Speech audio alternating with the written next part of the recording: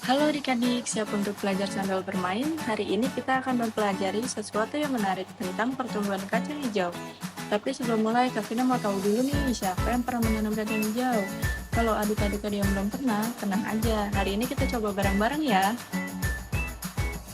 Adik-adik, ada yang tahu nggak sih apa itu kacang hijau? Kacang hijau adalah tanaman yang biasa kita temui dalam berbagai masakan. Misalnya seperti bubur kacang hijau. Selain kaya akan nutrisi, kacang hijau juga mudah ditanam, sehingga cocok untuk percobaan yang sederhana.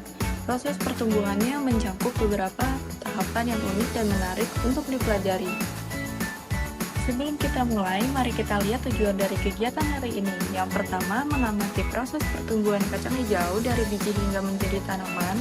Yang kedua, mencatat perubahan yang terjadi selama proses pertumbuhan. Yang ketiga, mempelajari faktor-faktor yang mempengaruhi pertumbuhan tanaman.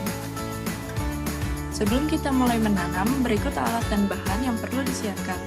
Yang pertama, biji kacang hijau. Yang kedua, kapas atau tisu basah. Yang ketiga, wadah kecil seperti gelas plastik atau piring. Yang keempat, air.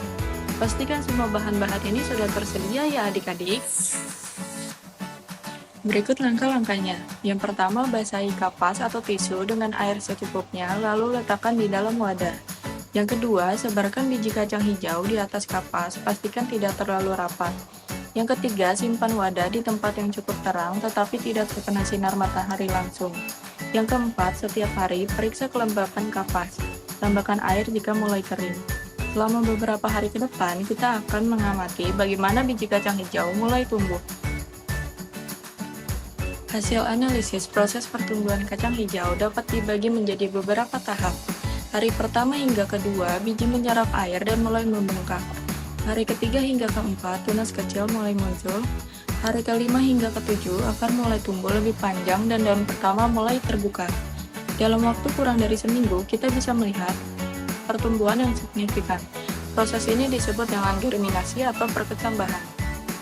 Adapun kesimpulan dari hasil analisis, yaitu tumbuhan yang tumbuh di tempat gelap akan tumbuh lebih cepat, namun dengan kondisi tekstur batangnya sangat lemah dan cenderung warnanya pucat kekuningan, kurus, dan daunnya tidak berkembang.